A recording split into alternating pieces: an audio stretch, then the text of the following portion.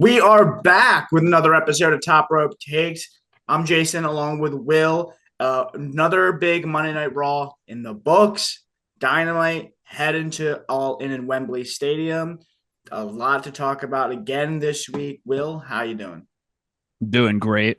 I was talking to you beforehand about how I had an exhausting weekend, Yeah, commentary for 3 straight days, but now I'm here to do more commentary that's right.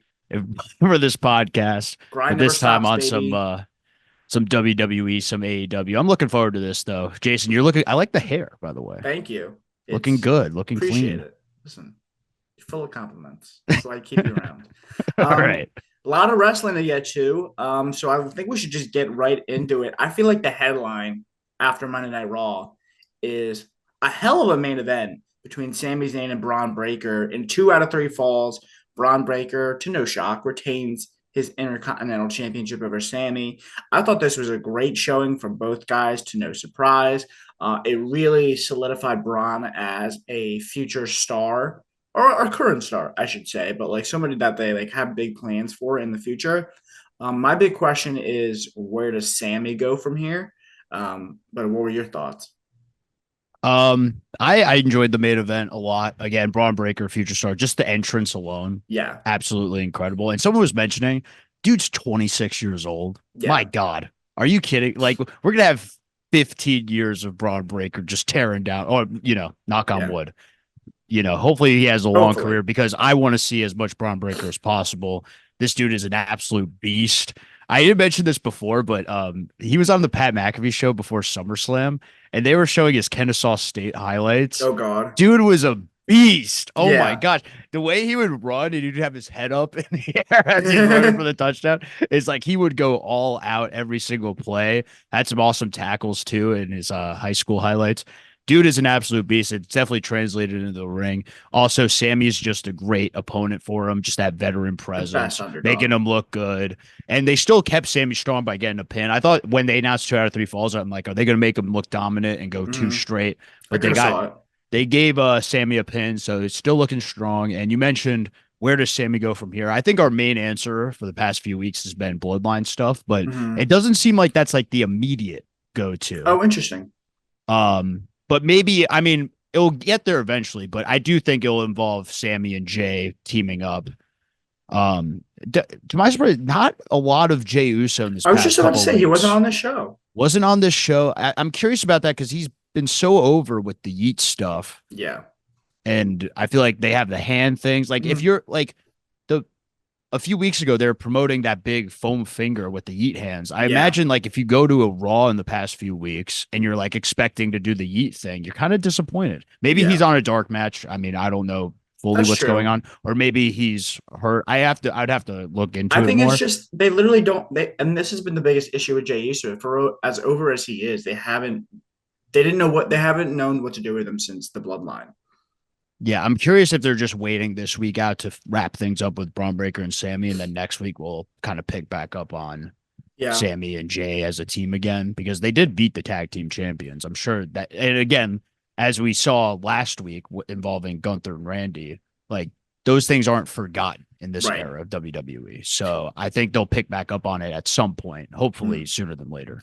Yeah, Jay Uso specifically, just to touch on him, like there's so many directions that they could go with him right now. I could see my best educated guess is that he becomes part of this Judgment Day thing, but I could also see him becoming Braun Breaker's next number 1 contender. I could see him going right to SmackDown and starting doing stuff again with the Bloodline over there. He finally has some options.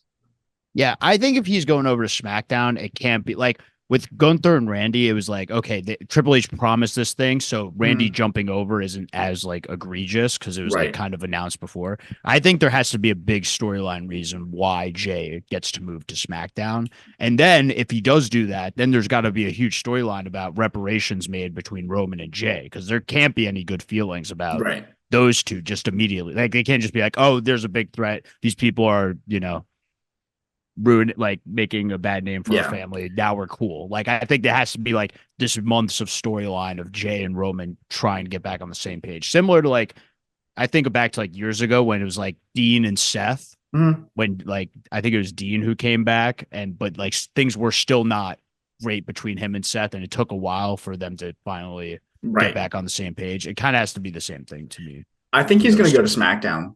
I think, especially because you have Randy Orton coming to Raw, I could easily see that being the storyline where like there's a trade. Mm. Okay, so they're like, so now Randy Orton's fully on. So you, Yeah, he said that.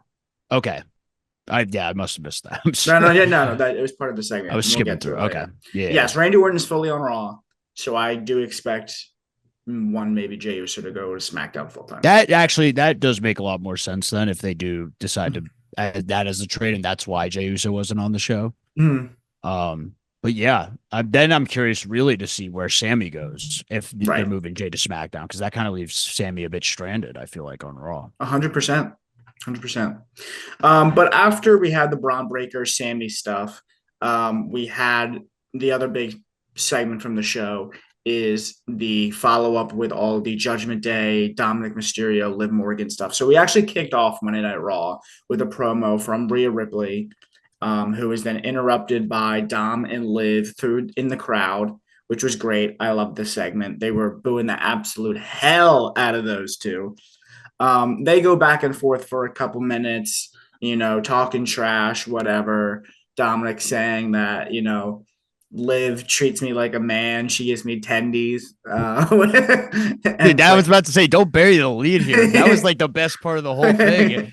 Dom being like, you know what, Rhea, this is the one thing you didn't do. yeah. She treats me like a man, and you know what a man does? Eats chicken tendies and plays video games whenever he wants. That's Like right. that's like I thought that was great. But I thought the most important part about that, and Mhm. something we brought up weeks ago, the reason why Dom ultimately might have sided with Liv over Rhea is because he finally got that win Yes. over his dad that he Mhm. could never get being sided up with Rhea. Rhea Ripley. So I did enjoy that they brought that back up. I hope Yes. that continues to be a through point because I do think come WrestleMania season, that's probably the direction we're going. You think we're getting Dom and Ray again? No, but well, this time hair versus mask. Real? Oh, that's so Yeah. interesting. But make it big. Like if you're gonna do it again, because I still think that's like the big storyline. And Dom needs the singles win. Like because Mhm. Rhea brought it up too. Like I wanted you to do it on your own. I didn't think you needed help. So I think that's still gonna be running through Dom's mind and be like, okay, she might have a point there. I gotta if I'm gonna prove that I'm better than my dad, I need to do it one on one. And Ray's gonna be like, "Come on, man, I beat you like twice. Like, I don't want to beat up my son again." Oh, And then he's gonna throw interesting. out the hair versus mask, or maybe career on the like. There's got to be big time stakes, I think, I in think that it's next that match. direction. I think I think if they're gonna do it at WrestleMania again, because in my opinion, the whole Dom Ray thing is played out. I've seen it already, too many times, quite frankly, because they've been together the last two WrestleManias also. Yeah, Um, but if you're gonna do it, I could see if Ray's gonna retire, I think he does it in a way where Dominic retires him. right. You And know? I think, given that he's already in the Hall of Fame, like that time is Yeah, probably coming sooner than later. yeah. But that's an interesting take. That's a top rope take, the first one of the day. Maybe middle rope, but I'll take it. Middle rope. But still, so this segment, they're Dominic's talking about how Liv has given him tendies and video games and helped him beat his dad, which like you said is the most important part. But before they can do anything else, Damian Priest shows up out of nowhere behind them in a great shot of just him like it almost was reminiscent, and I think this might have been what they were going for of the Undertaker AJ Styles meme Oh yeah, from the definitely. Boneyard match, where he's just like casually like standing behind them, like looking straight ahead. I thought that was great. They attack.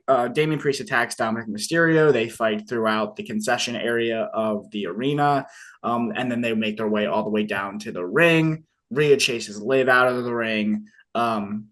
They eventually Carlito and JD McDonough and Finn Balor get involved. They get the boots to him, and that kind of transitions into the Damian Priest Carlito match, which Damian Priest wins easily. My only note about that match was what the hell was Carlito wearing? Did his gear get lost or something? Like, It was a little trashy. yeah, It he was was a little wearing like interesting. sweatpants and I do gotta say this though. I feel I feel like Damian Priest now with this like new babyface run post having the championship, like Damian Priest babyface without the championship was way better than Hmm. Damian Priest heel with the championship. And Like I've it heard, really yes. has like elevated him now after losing the championship. He feels like now a top star. People are excited to see him. He's Mm, just beating ass. He's what I hated about heel Damian Priest was when you'd cut these long promos with his, very monotone voice and all yeah. rise and can I get everyone to All stand up? rise. Yeah. Like I just felt like there's no personality behind it. The personality behind Damian Priest should be that he's a big dude who kicks ass. You're And that's right. what I've been loving about him for the past few weeks is that he's not saying much. He's just beating ass. Yeah. So loving Damian Priest right now. Rhea, we have to mention the Rhea Dick joke Oh, about how yeah. it wasn't deep enough. Yeah. Great job, Rhea. Hmm. So they're getting on Netflix soon. So That's maybe right. we'll Oh, get a little God. I more of can only that. imagine where they go from here. Maybe they'll just be so blatant with it. I don't They'll think say they like, will because I do. Dominic's penis is so small. I How don't. small is it? We get a call and response. Oh I man, the don't think Netflix they're going to be era. that explicit at Netflix though, because at the end of the day, they can get away with more stuff, but also they are like they know their audience and they know it's still family. It's not the Attitude Era anymore. Oh, so no Dom Live sex celebration. Mm, no, Damn. but No, they I'm just might kidding. they might do a We little bit don't. more. Yeah, I But agree with you. Yeah, it's a family show still. I think they're gonna push the boundaries a little bit they're gonna say because fuck. I think there's an expectation where they'll Mm, push the boundaries a little bit, like in the beginning. So everyone's like, "Whoa, we're at Netflix," but then yeah, after like a month or two, it's gonna be like, whatever. But that's the thing. It's also they're debuting on Netflix around WrestleMania season, and WrestleMania season this year was just The Rock saying the F bomb over and yeah, over again. So yeah, it's not going to be any different from this past year's Road to WrestleMania. yeah. Well, The Except we'll Rock, actually be able to get to hear it instead of it being censored. I hated that about Fox when Rock right? would be on Fox and it would just be this. If you were watching live, it would just be silence. Yeah, where they would literally cut to black. Yeah. No, that was awful. But the clips were great afterwards. Yeah. But I thought this was a really great segment for the Judgment Day. I thought both sets of promos were really good. Damian Priest looked like a badass, and I agree. And I've heard this from other people that his babyface run is so much better now. And I think the reason behind it is because as world champion, like you were supposed to boo him, right? You weren't supposed to like him as a heel when he had first won that world title at WrestleMania. And then as he transitioned to a babyface during this run, there was no real justification as to why we were going to cheer for him. But now we know. Now we have that emotional story behind it about why we feel for this guy. So I think he's doing great stuff. Also, I watched the Damian Priest documentary; it was really good. Made me want to root for him. So he's a good dude, and I think he shines to babyface. Yeah, well, the money's in the chase, right? Right. Because like if that was the weird part is that they did the babyface turn while he While still he was had the champ. championship. So it was kind of like I thought we were supposed to hate you and hate the Yeah. fact that you had the title. So Mm-hmm. now like you're turning babyface, even though I kind of want Gunther to dethrone you as the champion. Yeah. The way that he lost helped in the fact that it's like, oh no, this guy got screwed. Now we can cheer for him because it feels like he was robbed of his title. And it Right. felt like now there's like a consensus amongst the fans that's like, no, like now I want to see him as world champion because that's something that was robbed from him by this new Judgment Day, which I hear are getting a new name. It I won't hope they they won't just be don't. the new Judgment. I agree with you. They could just be the new Judgment Day and I'm Yeah. fine Don't do anything else. because I feel like it's risky in that I think they're going to come up with something terrible, but Yeah. we'll see. No. No. You finally got the group over. Don't change it.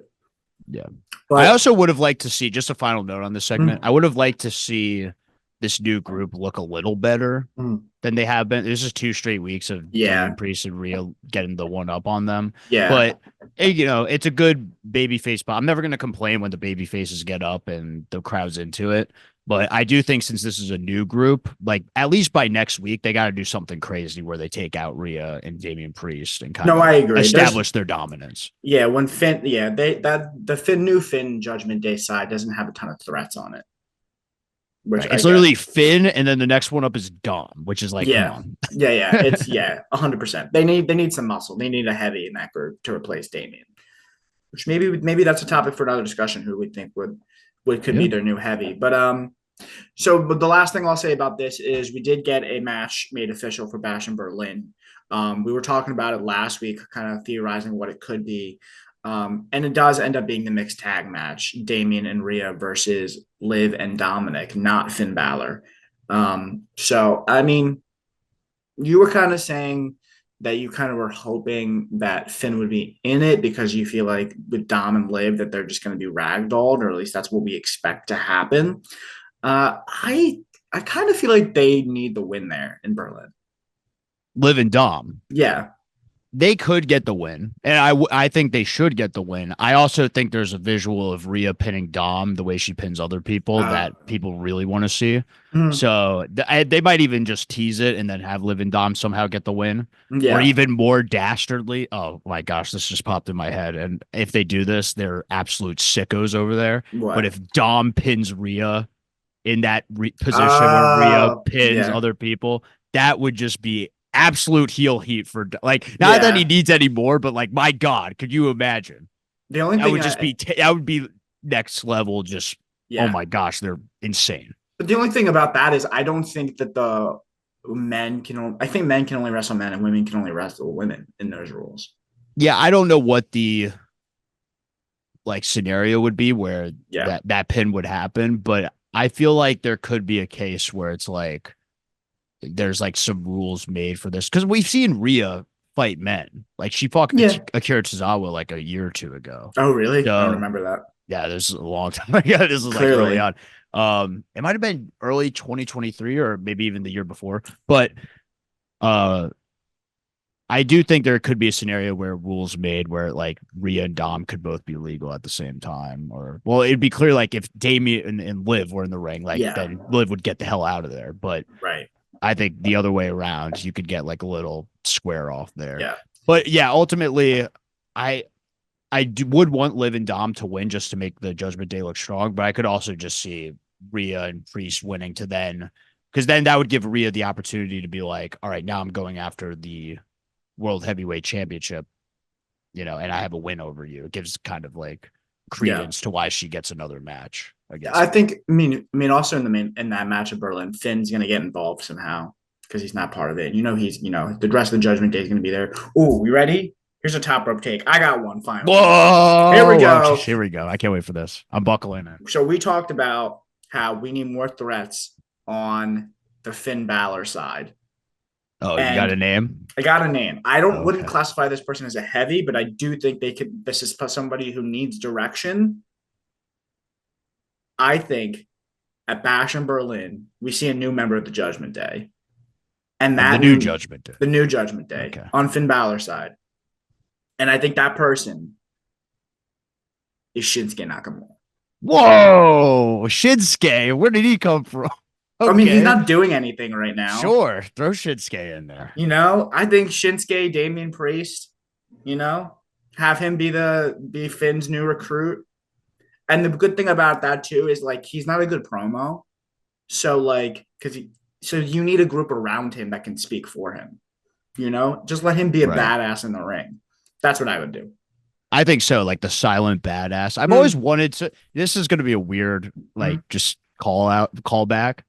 But I always loved. I didn't like the wrestler, but I always liked when Michael Tarver had the mask on his face with the yeah. T, and he was just Mm, kind of like a silent killer. I thought that look was really cool. And whenever I create a wrestler in 2K, I always have them have that like yeah. bandana look. That would kind of look sick on Shinsuke if he just didn't talk, Yes. kind of had like the mouth covered, and then just have the whole group talk for him. He's just like this assassin that comes in, gets Kinshasa someone, just gets it the hell out of Yeah. Dodge. Shinsuke needs a new layer to him that's not like just like a stereotypical Asian performer. He needs like he's so good in the ring. They need to bring back that side of Shinsuke where he's just like a complete killer, like the King of Strong style. Like he needs that element, and I think this would be the perfect way to give him something to do, make him a heel, and to let him get back to his roots of just like a really physical performer. Right. I'm all for that. I also think Shinsuke Nakamura really likes surfing, so I don't think he's itching to get back to WWE anytime Gosh, soon. yeah. So, I mean, unless it's pitched to him, I think he'd be like down for it, but I don't think he's going out of his way to be like, "Oh, guys, like if you Hmm. want me to put me in something, Yeah. this is what I should do." In the same So, vein, I could also see him just going back to NXT. That's what I was like. I think if they add in a heavy or someone to help out Judgment Day, it should be someone from NXT.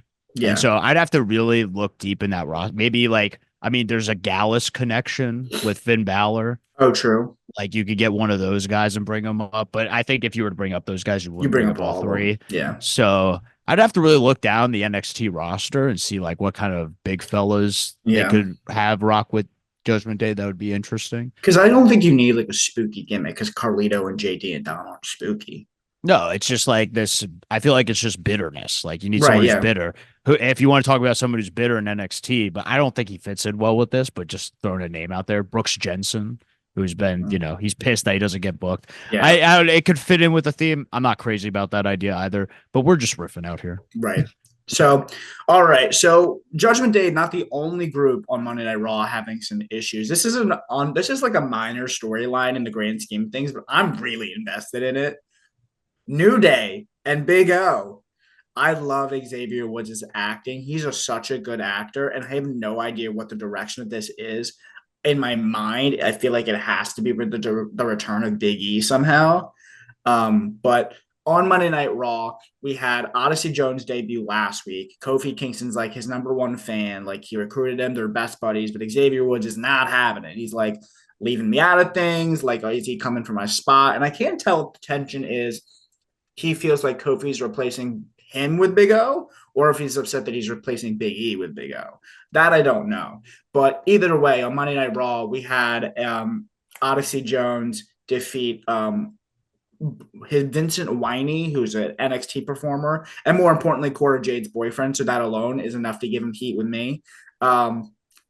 And obviously, Big O gets the win here with the Big Boss Man Slam, and he looks great. I'm a fan. He's got the personality clearly to fit in with a New Day. But what is going on with Xavier Woods? That's what I want to know. Yeah, I think what I love about Xavier Woods' performance, and I'm glad we mentioned like the Big E thing, Mm-hmm. and Karrion Cross actually brought it up in his promo about how is on the surface of it, it looks like Odyssey Jones is replacing Big E, but maybe deeper level is it Odyssey Jones replacing Xavier Woods. I thought that was actually, I mean, I'm not crazy about Karrion Cross, but I think just bringing that up alone adds a layer to the story because, like you said, you can't tell. And that's what I love about Xavier Woods' performance as a whole. He has this fantastic look on his face where he is trying to play it cool. Like you could tell he's trying to act in front of Kofi and Odyssey Jones that I'm okay with this situation. Like I'm cool with it. He's not trying to ruffle any feathers. He's not trying to because he's been a long time friend. Accepting, yeah. Right, exactly. He's been a long time friend of Kofi's. He has some trust in Kofi that he thinks this is going to go well, but you could tell deeper down there's something going on here. And I think because of how over the top New Day has been over the past 10 years, he's able to do this so effectively where you should be as a viewer questioning what is he really thinking underneath all this? Like, why is he upset about it? Why is he upset? What is his thought process? Does it have to do with Big E? Does it have to do with that maybe Odyssey Jones is taking attention away from Kofi Kingston? And kind of like, because Kofi keeps bringing up like, oh, well, when I was rehabbing at the PC, I rolled around Odyssey Jones. There's a great exclusive on YouTube where he's like, yeah, we've been practicing some team moves. So we're actually going to be, it's not like a brand new team or anything. Like we've actually been training for the moment. And Xavier Woods is kind of like, okay, like, sure, like I'll go along with it.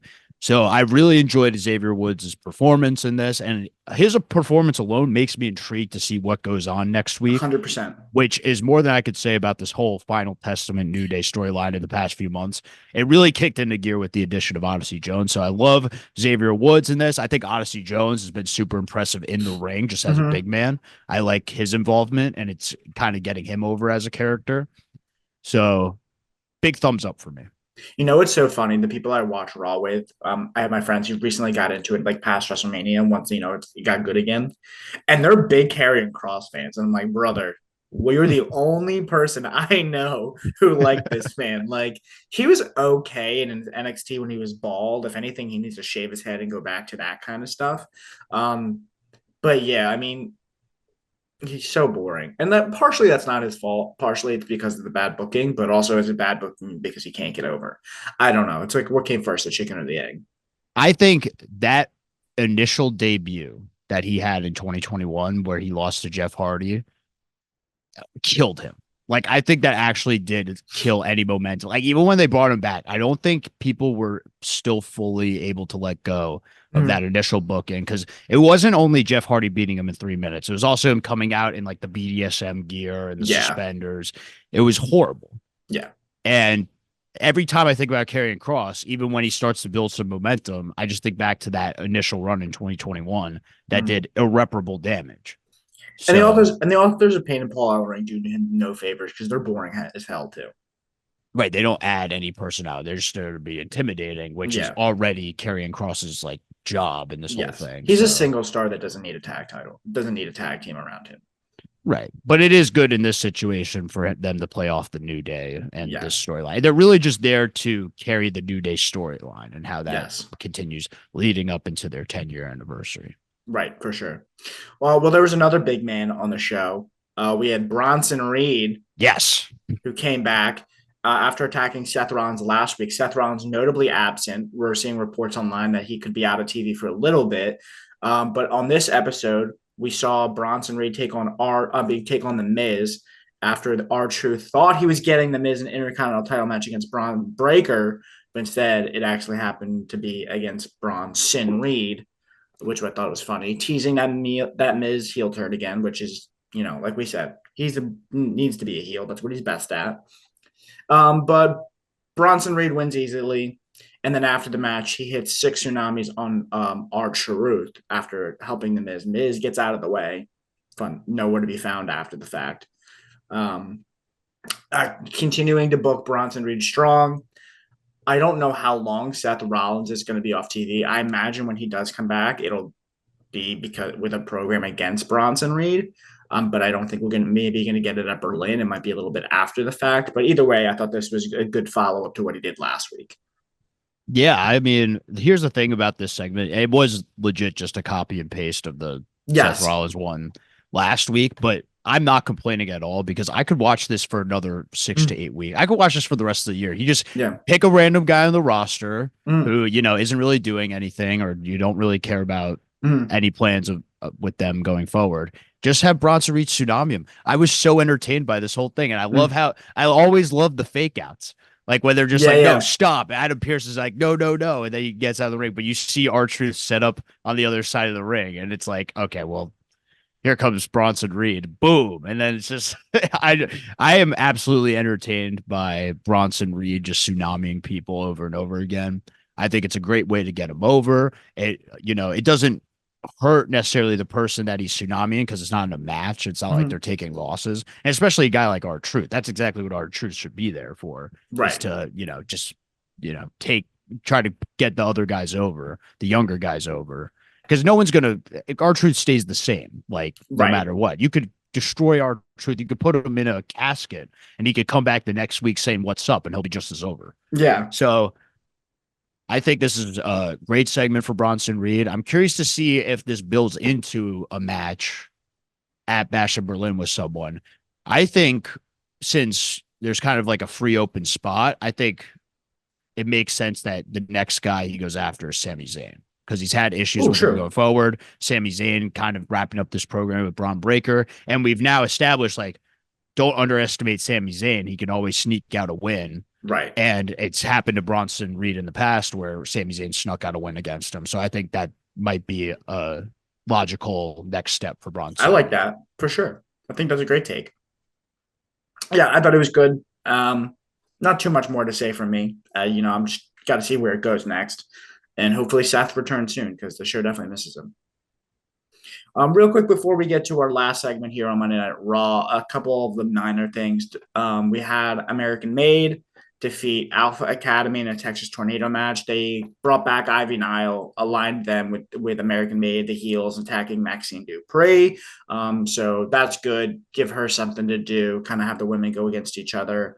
I thought, oh man, they really dropped the ball with Otis was so hot in that angle with Chad Gable, and he's just cooled off so much that it's like I'm kind of over it now. Where like I'm just like they've moved on, they missed their moment, so that was really disappointing.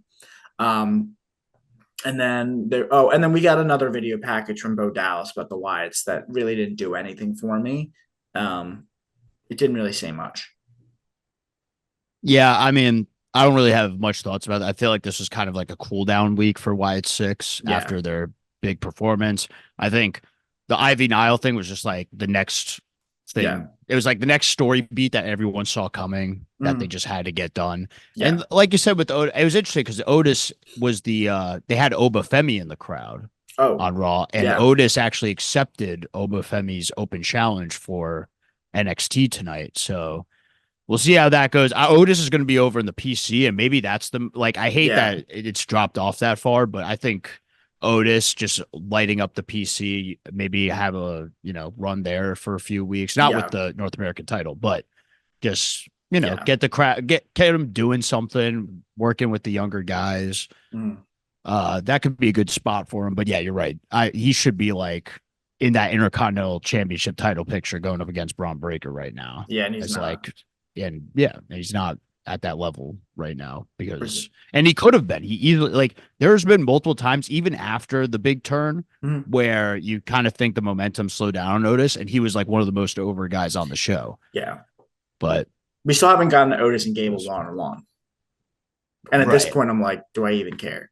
yeah, it would kind of be like, uh, so I wonder, is it going to be like Keith Lee and Swerve Strickland, where Yeah, it's like the forbidden match that will never happen, but should have happened a long, long time ago. right. I don't know. It's like it.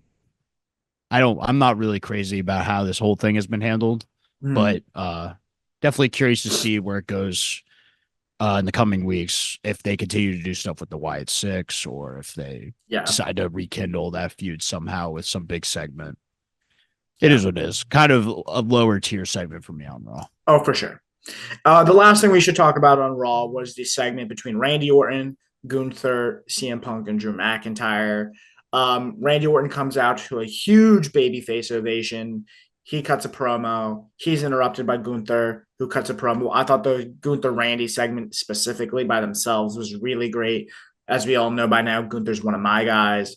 Randy is probably my favorite wrestler of all time in WWE. So I'm loving this program. Gunther's so good on the mic. He's so underrated on the mic. Um, I made me excited for their match in Berlin, even though I have a very strong idea about who's going to win. But this was great. And then, of course, their promo battle is interrupted by Drew McIntyre. Presumably, Drew McIntyre looking to move on from CM Punk, trying to call his shot for the world winner to challenge for the world title against the winner. But before he can even do anything, CM Punk comes out of the crowd. We didn't think he was there that night, and he attacks Drew. So I thought all this was great. Yeah, I thought it was a great segment. Like you said with Gunther, very underrated on the mic because I thought the way he delivered the stuff about Randy Orton and his family, like towards the end of the promo, where he's like, "Your grandfather was a disappointment. Your father was a disappointment, and you're the biggest disappointment of it all." You could give that to like 99 other wrestlers, and it Yeah, wouldn't hit the same yeah, as much as Gunther saying it. Something about Gunther's delivery yeah, of just being that big menace foreign mm, heel. yeah. It's just like I love it. I'm loving Gunther as champion. I think Orton's a great first challenger for him. I think even though the match, like you said, it might be a little obvious who's gonna win. I Mm, think because of what happened at King of the Ring, mm, they'll be able to play into a lot of cool storyline stuff and kind of play off the match that they had. yeah. And again, I think the biggest question for me is what does Randy do after the fact? Because you still believe they gotta pull the trigger on Randy Cody at some point. But if he's on Raw for the foreseeable future, I don't. They clearly got plans for him. I But I don't wasn't know. also crazy about Randy Cody if it didn't make any sense. Like if he was just gonna if the whole storyline was Randy turns on Cody and then that's the he just Mm, wants a shot at the title, it's like, all right, like it's cool. I think we're gonna get the match anyway. It doesn't have to be face versus heel. It could just be face versus face. mm, And we'll get into face versus face stuff with Cody and mm, in just a few minutes. But I do want to mention this because like you said, Drew McIntyre came out.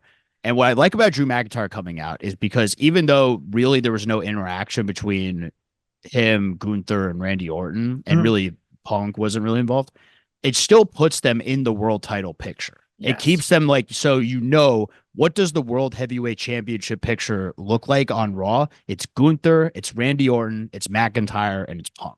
Yep. You establish that right then and there, and I think that's what I loved about Drew coming out, even though there was no like correlation or like Hmm. there wasn't a relevance to it necessarily, but Right. it does in a larger picture, it does make things more clear as to what Yeah. we could see in the future. And I also like that it played out after when they come back from break. CM Punk's walking through the backstage area, and in the background, Gunther's just smacking stuff. He's Hmm. really pissed off at what happened because he gets RKO'd. Hmm. Um, and CM Punk kind of turns around and is like, What the Hmm. what the hell was that? So, that could definitely play into a future Gunther CM Punk match, which I am very much looking forward to if that does happen. I'm excited for that match, but I am very concerned CM Punk comes out of that injured. Just the way Oh, that dude. Gunther's. I don't care at that point. Like, make that CM Punk's retirement match Yeah, for yeah, all yeah. like, dude, it will be He's gonna awesome. get beat to shit.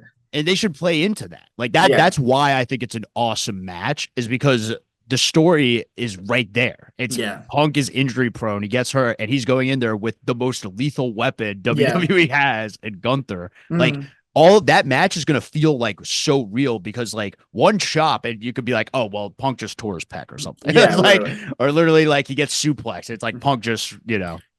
And hurt you his know ribs or that Gunther something. will have no problem talking about the fact that, Oh like, yeah.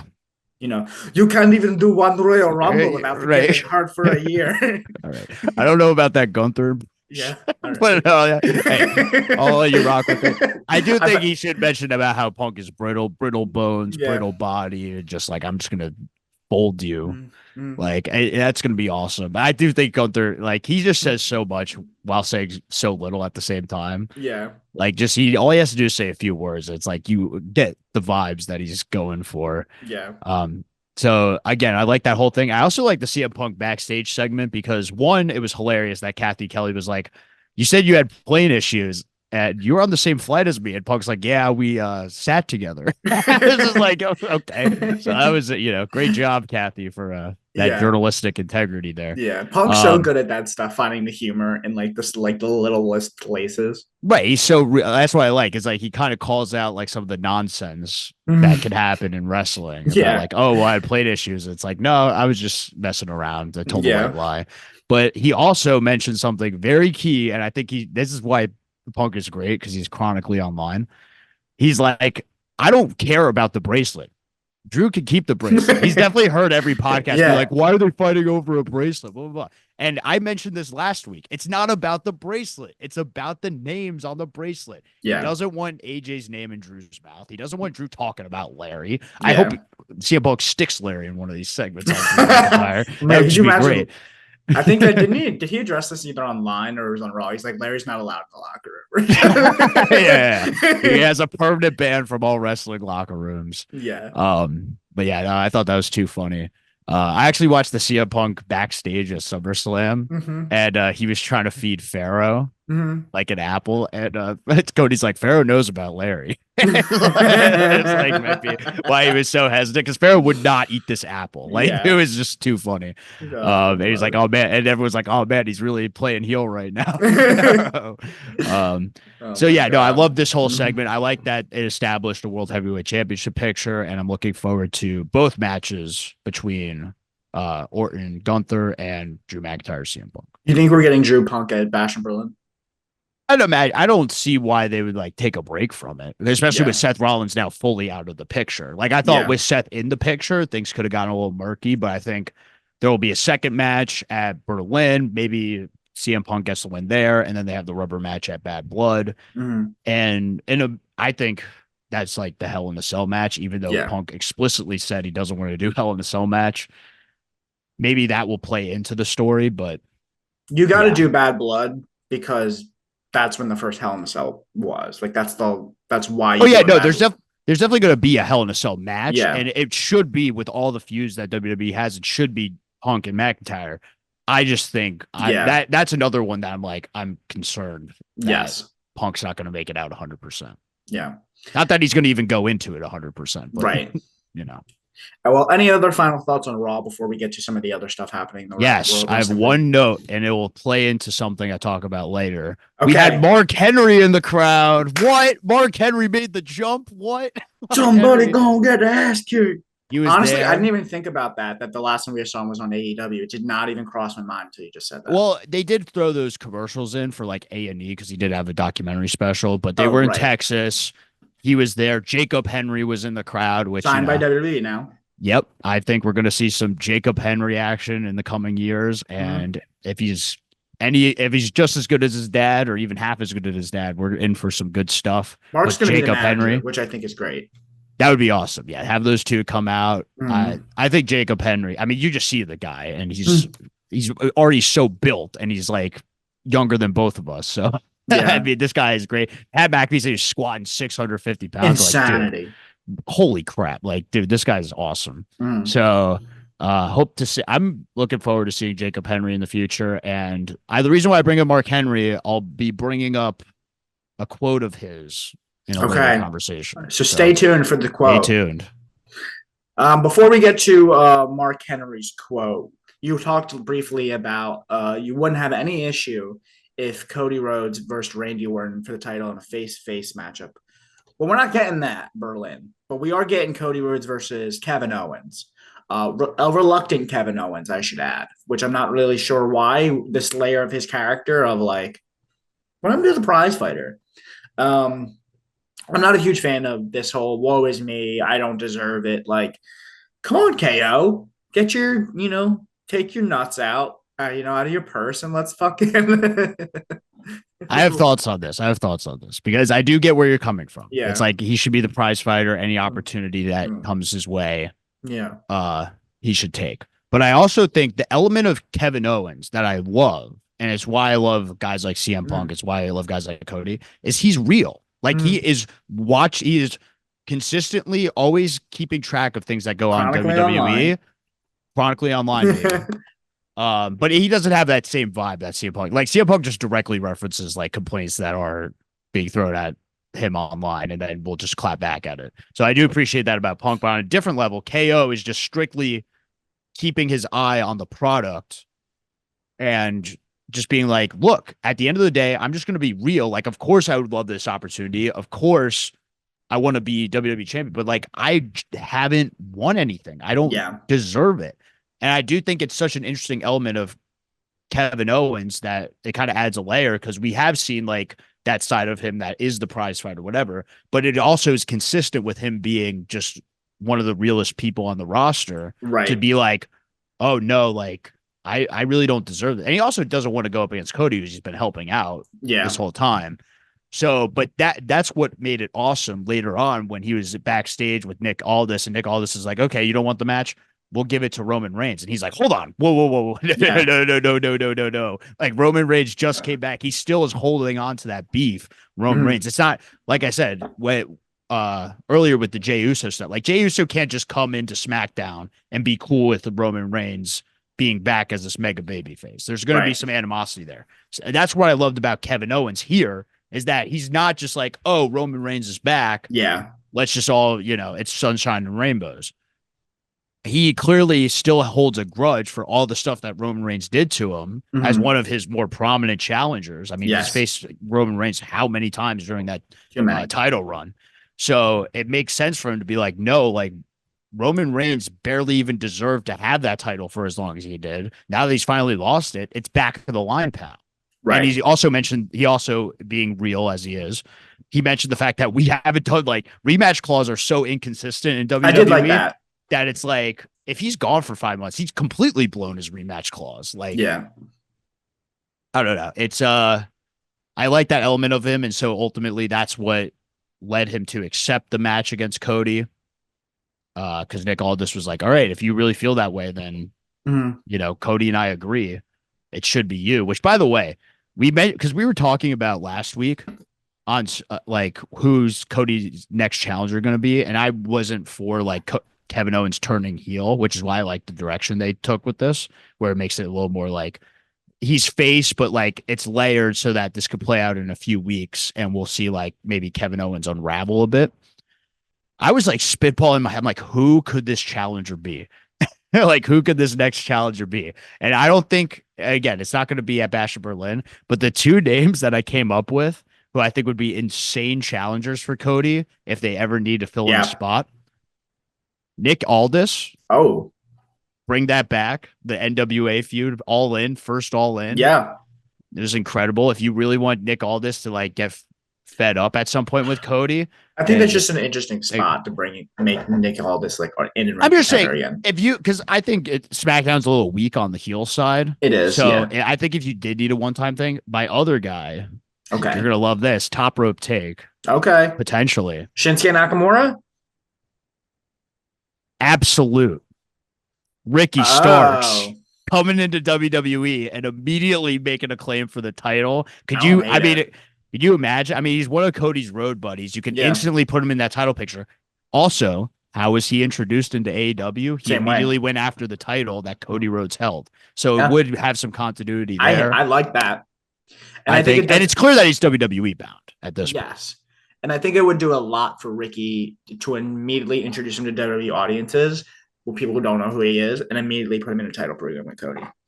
Yeah, because it's like win or lose, like you're already establishing yourself as a main eventer or like Yes. at least upper mid card level guy, Yeah. and that could eventually lead to him maybe taking the title off LA Knight at some point. Oh, Ricky Starks, LA Knight. Could you imagine the promo battles on that? That would be great. I think those two would just kill it on the mic. Yeah. Oh, I'm It's literally the Rock Lights going at it. That's true. It's like Rock 97 versus like Rock 2001. Crazy. And then you have the Rock come out.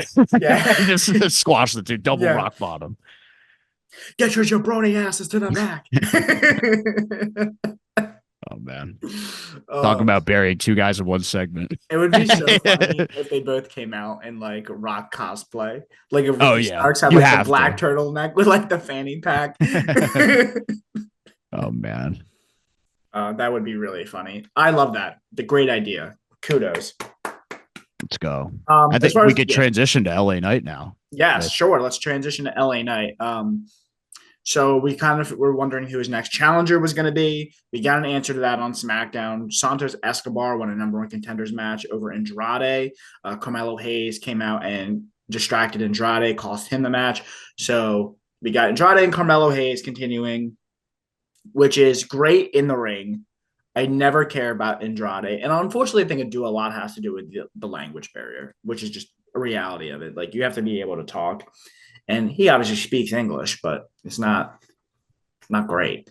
And then we got Santos Escobar, which was the right call. He needs something to do, or else he's going to be released. And obviously, LA Knight needs a challenger. There's no universe where Santos beats LA Knight, but at least it gives each, it gives them something to do. Yeah, and look, at the end of the day, this is where it gets interesting. I'm just on fire with these takes. I love it.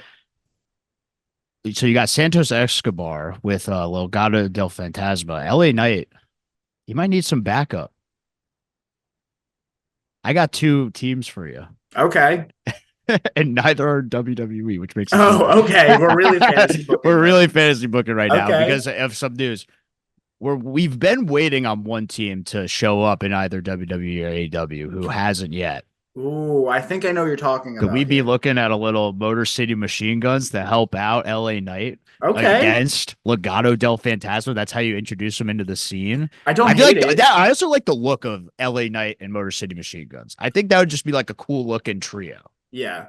And I think it'd be a great way to TNA connection. You just make them, top guys. Do you have LA Knight, carry that squad on the mic, because I feel like that might be where Motor City Machine Guns lacks, is like in mic skills. And so you could just have LA Knight be there, kind of like a pseudo manager, but like really he's also the US champion and can hold his own. So I think that would be an interesting team. But talk about some people who might need someone on the mic. What about a little Seo Miedo, like to go up against Legado del Fantasma, making the Latinos look bad? We already heard about Lucha Bros making the transition. Could we see LA Knight and the Lucha Bros? I think I'd rather see the Lucha Brothers, Fantasma, even though it makes absolutely no sense for them to be teaming with LA Knight. Well, no, it makes sense. It doesn't make sense for them to be teaming with LA Knight, but it makes sense for them to be going up against Legado del Fantasma. Correct. And then you could maybe transition that somehow into Andrade and Lucha Bros going up against Legado del Fantasma post LA Knight Santos See, Escobar. I would rather see that. I would rather see after Santos Escobar gets his ass kicked by LA Knight. I would rather see his next program be against Andrade and the Lucha Brothers. Either way, I think having either or both of those teams Yes. in the picture will definitely ramp up the tag division. I Mm, think you should theoretically split them up on Raw and SmackDown because both divisions need like a yeah. big tag team. Because I think the tag team division on Raw is so weak right now. Yeah.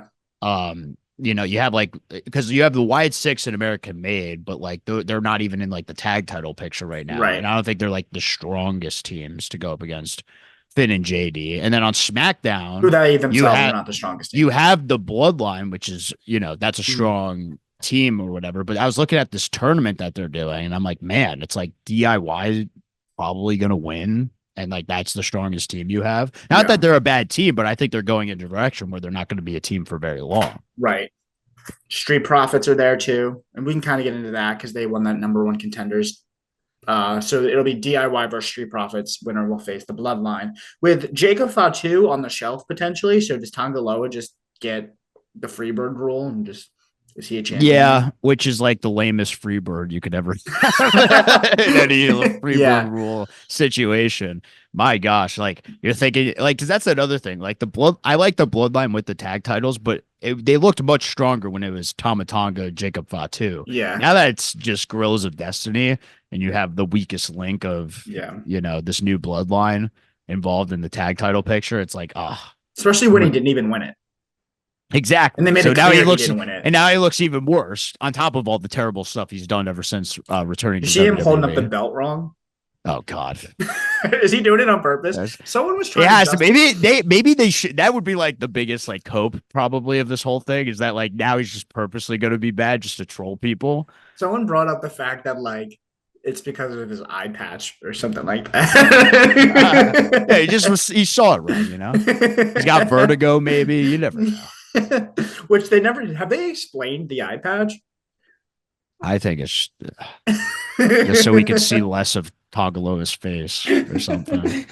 I don't know, man. Yeah, I don't know. But yeah, so that's the tag division. LA Knight's got a challenger. I like your ideas with the Motor City Machine Guns. That's what I would do. I would do Motor City Machine Guns with LA Knight because I think there's history there. And then I would bring in the Lucha Brothers after the fact. Is there that much history with LA Knight and Motor No, City Machine but I Guns? Okay. mean, They can make it up. yeah, It's WWE. yeah, who cares? Um, what else from SmackDown? Let's see. We're gonna get Tiffany Stratton's and Nia Jax's celebration this coming week. So continuing to tease, We had a little Tiffany Chelsea Green interaction, which I thought which was was very fun. funny. Yeah. I'm curious to see if that ends up with because it's weird because Tiffany was kind of like the face in that interaction or was kind of like whatever, but she was still being Tiffany Stratton. So it's like Right. you don't really like either one of these, but just the dynamic of those two in a room together. Yeah. They're just I'll take that all day. Yeah. Like Mm. that would be funny if it kind of like they start off hating each other, but then it's slowly like they kind of grow on each other. And then that Yeah. leads to kind of like what I've wanted to see for a while since Chelsea Green pitched it with like a Divas coalition Mm. where you have like Tiffany and Chelsea, and then you kind of like Piper as like an outcast Yeah. almost. But Yeah. yeah, I think both those two in the room together, they're just the charisma's off the charts. And I And it wouldn't would be- mind seeing them go up against each other or team it with each other. Yeah. And I think it's a good spot for Chelsea too. If they give her a program with Tiffany, like that's a big spot for her. And then the last thing we should talk about on SmackDown in WWE is the return of the OTC. The original Tribal Chief makes his return to Friday Night SmackDown. Didn't really do much. He came out, attacked Solo, Superman punch, spear, beat up, the Bloodline with the chair. And, what he doesn't need to do much more. Yeah. I mean, again, it goes back to what I was saying in the SummerSlam review, where it's like they did this exact same thing with Roman like 10 years ago, and the crowd was just not having it at Yeah. all. Now, 10 years later, he does the same thing where he just goes out and beats ass, and everyone's like, OTC, Mm, OTC. Everyone's into it. The biggest ooh-ahs you'll ever yep. hear. Like, just this is exactly what they envisioned, and they're doing the same thing they did 10 years ago, but it's just because of how Roman Reigns been portrayed and Mm, how over he was as the tribal chief. It's now working because they have all of the back kind of the back history of the bloodline now, that kind of added credibility to Roman to where everyone's so open to cheering for him. right. Yeah, I thought it was a good segment, and I think he's advertised for SmackDown again this week. So I guess we're gonna get more. Because a part of me thought he was just gonna go away again. Well, we still haven't heard from him. Like, we Yeah, haven't really heard him speak. So I think that's what everyone's kind of anticipating. It's like, what does Roman Reigns have to yeah, say? But you could honestly milk this out. You could have him just beat ass over and over yeah. again. And then maybe the show before Bash at Berlin, he Solo needs calls to someone out. get some sort of heat or win or somewhere because like Solo just looks like a freaking chump. Yeah, he's looking pretty weak. I think that's kind of the point, though, because like Yeah. he's supposed to be the fake tribal chief, but you're right. It's like too much weakness. Mhm. Like it's just there's too much of a gap between Solo and Roman for me to have any He anticipation for looks their like a match. child dressing up in his father's clothing. Yeah, exactly.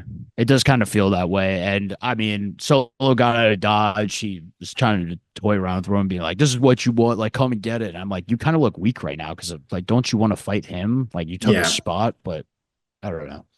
I I guess don't know. that's kind of the idea, but I'm not feeling Solo in this Yeah. whole thing. Yeah. I don't know. We'll see. Anything else from SmackDown or WWE before we get into our closing segment here? Nope. I'm looking forward to this next one though. Okay. So you want to lead us off? Well, you want to talk about Kyle Fletcher and MJF. Do you have any thoughts on that match? I I thought just they thought it did a was a great great job. match. Yeah. I thought it was a great match. Kyle Fletcher really solidified himself as as talented as anybody else in the AEW roster. A future main eventer for sure. If he continues on this path, MJF is so good. It's so funny. I got more excited for the MJF Will Ospreay match just by watching an MJF interview he did recently because he's Oh just yeah. so funny. Yeah. Um, Hilarious. I didn't think there was anything else on AEW that was even relevant, to be honest with you. The main event was Danielson and Jeff Jarrett for some reason. Yeah, they had like a storyline thing going on. I thought it was a good way to, He's kind of like carry Jeff is that like trying to through. But motivate like, him or something, or like get yeah, him Jeff's ready. trying to motivate him, but like Danielson's like, oh yeah, you want to come motivate me? It's like, I'll show you how motivated I am in the ring, and Yeah. then kind of played out in the match. But back to Mm, Kyle Fletcher, MJF, thought that was, like you said, a great match. I love when MJF kind of gets in there with like a mm, guy who kind of needs some credibility, some buildup, makes him look really good, but ultimately MJF is able to sneak out with the win. You got some good stuff with the Don Callis family at the end where it's like Will Ospreay was trapped backstage. mm, Don Callis comes out or is like, "Why weren't you helping mm. your guy?" And Will Ospreay's like, "I was trying to, but Yeah. like I was barricaded out." So definitely, it's good that they're kind of like finally, because I feel like this was like long overdue, like separating Don Callis Mm, and Will Ospreay, especially now that Will Ospreay's like full on babyface. yeah. So now we're getting closer to that, and maybe that'll play out somehow in Wembley. Like maybe I don't know. Does Don Callis try to side with MJF? Like it's Maybe. interesting. But we got to talk about this is the one thing I want to talk about. This is gonna be our main event here. Okay. The Britt Baker MJF whole shebang. Okay. Because this is just like this whole thing with AEW and their backstage locker room issues. It's frustrating because Yeah. I've mentioned multiple times before. I think AEW right now has the chance to have a bolstered up women's division. They have a hot angle going on with Mariah May and Tony Storm, Mm, Mercedes Moné and Britt Baker. I'm really looking forward to that match as it's well. gonna be They great. got great stars in Willow Nightingale, Chris Statlander, which I actually thought they had a great match on Dynamite this Mm, past week.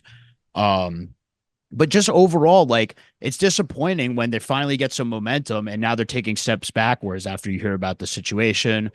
Britt Baker was upset about the MJF Will Ospreay match, which what? Like that yeah. match was awesome. I don't understand that at all. I guess allegedly Um, she was upset that it went an hour and it took away from women on the card or something. sure, but like at the end of which the I don't day, disagree like it with. was an but like it was an all-timer match, and it was Yeah. something you built up the week before. Like if you're gonna do Will Ospreay MJF, like especially on Dynamite, then give them all the time they need. And it's Yeah. definitely helped like build up this all. It's one of the main matches on Wembley. There's so many weeks building up to Wembley. You're gonna have a show where Britt Baker and Mercedes Yeah. Moné take over the show, but she just wasn't willing to be patient enough. She talks smack. Alicia Tout apparently was in the room, relayed it to MJF. MJF let his voice be known. And then what came out later was that MJF, this is a quote from MJF recently about the whole situation. Tell me if this passes the smell test. I barge into a women's locker room. I scream in the face of a 110-pound woman, and then I physically threaten her by punching a wall in her vicinity, and I don't get suspended. Does that pass the smell test to you? Almost everything that was written didn't happen. And a lot of reports had come out later saying MJF did in fact punch a wall, but it was way down the hall and whatever. And that's why he ultimately wasn't suspended, because it just looked like he was sticking up for his girlfriend in all the video footage and the disciplinary committee and blah, blah, blah, blah, blah. But then Britt Baker gets suspended before. So I was curious of like, what did Britt Baker do then to get herself suspended? Because like people are going to like, I feel like people complain all the time about like wrestling or wrestler matches going over whatever. This isn't something new from Britt Baker. Britt Baker has complained about MJF in the past. And before I thought it was like a storyline. Oh, like, oh my God, is Britt Baker the devil? Like Adam Cole, blah, blah, blah. But no, I don't really. I really just don't think they don't like each other. I just think they don't like each other, and that was clear. And Britt Baker's also not the only one who feels this way. But I mean, the thing MJF's that keeps, I was kind of like trying to see what was the thing that got her suspended. The only thing that makes sense to me that was reported was that Britt Baker called Alicia Tout a stupid fucking bitch. Kids, cover your ears. I should have put that warning beforehand. But is that enough to get you suspended? Because I think there's something deeper going on that is kind of being tucked underneath the bed.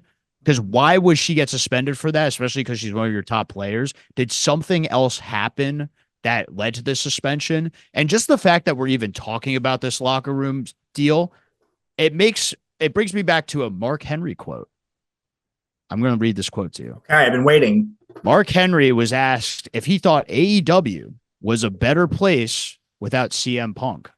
Because, of course, CM Punk was the root of all the problems in AEW's locker rooms. And all like the only reason why AEW had any problems in backstage was because of CM Punk. Forget Eddie Kingston and Sammy Guevara having their issues backstage. Forget Andrade wanting to punch Sammy Guevara in the face and being sent home. That didn't happen. But it was all Punk's fault. It was all Punk's fault, by the way.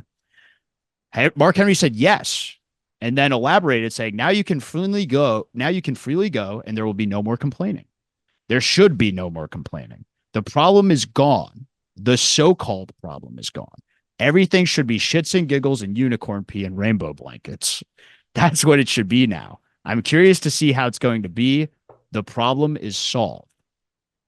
Basically saying, yeah, okay, the problem should be over now that the root of the problem is gone in AEW. If that is the case, then now everything should be fine, right? That's kind of the tone that Mark Henry was trying to send. And clearly, in a situation like this, that isn't the case. There's clearly still problems in AEW's locker room. It's not all shits and giggles and unicorn pee like Mark Henry was saying. Tony Khan needs to do a better job of disciplining these wrestlers. If Britt Baker seriously did something that was worth of suspending, that she should be suspended for a long period of time. If this was all it was of just her calling Alicia Tout, who you just hired like a month or two ago, a stupid fucking bitch, there's been much worse things that happen in a locker room that people don't get suspended for. So the fact that you're going to tank one of your major storylines by suspending Britt Baker over this situation, and then like all the MJF stuff, like if this was blown out of proportion and Britt Baker deserved a suspension for it, then so did MJF. But they weren't. It seemed like they picked one and didn't go with the other. But I believe that this situation was just so like it was almost like a he said, she said thing where it just got like the tail got larger than the story itself to where AEW felt like they had to do something. and just issue a suspension so that people would stop talking about it. Right. Ultimately, it just made people talk about it more, hence why we're talking about it on this podcast. Yeah. I think there is a larger issue going on. There's something we don't know about the situation, or AEW just really has a poor track record of dealing with backstage politics. Yeah, it's tough for me to get into the backstage drama of it all because it is so speculative and no one really knows what actually happened or, whatever. So it's hard for me to say that they did the right thing or they didn't do the right thing or someone's justified in what they did or someone's not justified. Because I don't know. I will say this though. When Hold on, there's before you this, make I just real quick, before you make that point, you shouldn't know. Like, you shouldn't know anything no, that it's goes on no, backstage. which is But a the problem fact in that the itself. story even leaked out, the fact that we're talking about this on the podcast because Mm. we have stories coming out, and that's the main thing going on in wrestling. We're not talking about a WWE backstage Right. issue right now. We're We're spending talking more about an time on this AEW. story than anything they've done in the ring. Right, exactly. And it's just that to me is indicative of poor backstage 100%. environment. And Yeah. so that was going to be my point now. No, What was all you I gonna was say? going to say is there's clearly been a lot of smoke over the last 5 years. And so there's a lot of, and when there's smoke, there's fire. And my read on the situation, and not just this situation, but the situation, I mean, the AEW culture backstage, is that Tony Khan is a big fan of wrestling with a lot of money, who is a good booker. He does know he is a good wrestling mind, but he has not been able to command the respect of the locker room. I think most people like Tony. They see him as a really nice guy, but I think they are way too comfortable. He's way too comfortable letting the inmates run the asylum. And that's a byproduct of like he idolizes these people he brings in. And he I think struggles to separate business from personal. And you see it in the body language of after the pay-per-views where he's like giving them big hugs like they're his best friend and like talking about like how much he loves them. And that's great to do on a human level. But when you are the boss of a multi-million dollar company and you are like you can't be best friends with your boss, you can't be best friends with your parent, like you got to pick and choose. It's honestly part of the reason why Vince was so successful for so long, because yes, some people had a good relationship with Vince, but Vince wasn't afraid to be an asshole, and Vince was not afraid to cut the cord and tell you your shit stinks, and if you don't agree with me, go work somewhere else. um Tony just gives too much power to the players, and the players take advantage of it. I don't know for sure what happened in this situation, but based on the reports that I have read, if they could all be false, and this could be a false, but based on the reports I have read, it feels like that Britt and MJF are two people who have found themselves in similar situations more than once before, and this almost feels like Tony Khan disciplining Britt was doing it because it's not the first time it's happened. So maybe it's not this specific incident, but it's the culmination of a bunch of incidents and being like, this was just the final straw of like, Britt, I can't let you keep getting away with it. And the other part too is MJF has a lot of leverage that Britt just doesn't, because MJF is the biggest star in their company. And you saw when he was gone, the product suffered, the viewership suffered. It's been immensely better since he's been back and been a heel. What are you going to do? Suspend MJF when he's in the middle of his biggest storyline of the biggest card of the biggest year? Like, you just can't. And that's and if he deserved to, you should. But Hello, like, two words, brawl out. What do you mean they can't suspend him? If something that that was egregious after the happened, fact. yeah, it was after the fact, and after Tony Khan got berated for not doing anything. And that's the problem, is like Tony Khan needs to have like the instinct in his head to be like, I don't care how big of a top star you are. If you cross a line, then you're suspended. But It he doesn't, I don't doesn't. care how, like, if my ratings go wherever. If you are doing something that is against company policy or that is against the rules that I have set out, then you are done. You are suspended. And the thing about AEW that WWE didn't have when Vince was in charge, but they don't have the infrastructure to be like, you're just a smoke on the wheel, as CM Punk would say. Mm. The wheel's just going to keep turning. And so because MJF is kind of like an integral part of the wheel Yes. itself, it is almost hard for him to make that decision. At the same time, like again, like you said with Vince, like I think the difference between Tony Khan and Vince, and I'm not here to praise Vince at Mm. all, but No. Vince treated himself like a father figure and treated everyone else like his kids, which was, again, a still weird relationship, but it was a relationship where I'm not your friend, I'm not your buddy, I'm going to give it to you straight, Mm. but I still have love for you deep down inside. But Mm. just know that I'm not going to bullshit you. Whereas Tony Khan became friends Yes. with everyone at all levels, especially the EVPs who have now been able to run roughshod. So I just think yeah, I mean, Tony's not the guy for the job. And just to put things on a more lighter note at the end of this, we kind of need a real man in charge. We need a real McMahon in charge.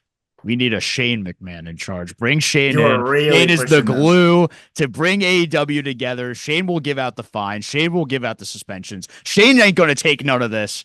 So bring in Shane, have Tony Khan step down from his duties, I and also think All Elite there's yeah. Wrestling will go through the roof. I'm saying this facetiously. I just want to No, make I sure know, I 'cause know, I some know. people cannot tell sarcasm, so I'll just Yeah. make it. This is a joke. This was a joke. I But also think there's a physical element to it all because Vince was like an imposing looking figure. I mean, he was jacked, I think he's over 6 feet tall. Tony Khan is like 5'9", scrawny, and he's trying to manage a bunch of wrestlers. Like, I just think, I don't know. I don't, no, but he it's, loves. But when he's in a press conference room with Denise Salcedo, he's not afraid to speak his mind and be like, "I'm not Jim Crockett. I got tons of money. I'm not taking this shit." As mm, Izzy's in the corner trying to ask a question. So mm, like, it's weird. Like he picks his moments, but like, pick your moment when it counts. Pick your yeah. moment to be a boss when you need to be a boss. There's a lot of issues with AEW that they really need to resolve. I want the best for them because wrestling as a whole has never been better than when AEW has been good. But they have got a lot of issues that they got to get together. And you see that superstars like Cody and CM Punk saw it and got out. So Exactly. And that's the thing. Like, that's why I bring up the Mark Henry quote, is because the problem at the end of the day was not CM Punk. CM Punk was yeah, just dealing with the real problem that is AEW's backstage locker room culture. yeah. In reference to the Mark Henry quote, I think we're on the same page about this, but I think that was sarcastic, right? No, yeah, no, that's my point. Is like he Yeah, was like his whole thing about him saying like, oh, the problem's gone now, everything should be okay now, right? yeah. Right? Like Gotcha. that's Okay. the Just whole want to make thing. sure we're on the same page Yeah, about yeah, no, that. I'm not saying like Mark Henry was spot on with it. That's Yeah, why I yeah, love the quote because it's so relevant now. Where like if there was no problems after CM Punk left, then clearly the problem was CM Punk, and mm, now the problems are gone and AEW's thriving. That's clearly not the case. mm, And also, I'll bring up with Britt Baker. I think you're not too far off with that. This is like probably a repeated offense for Britt Baker because there was that big story that came out a year or two ago with Lufisto having issues with the AEW locker room, women's locker room specifically, mm. and her not being treated well there, which ironically MJF came to the defense of. So it kind of just comes full circle again in that sense. And Lufisto did bring this up in another tweet where it's like, you know, Yeah, our AEW women's locker room is spectacular, yeah. but then she was able to throw it back in MJF's face as MJF is now dealing with the issues from AEW's women's locker room. I wasn't sure if I was going to bring this up because it's completely unfounded. But since we're talking about internet rumors here, rumor is that Britt had a lot to do with Cody leaving.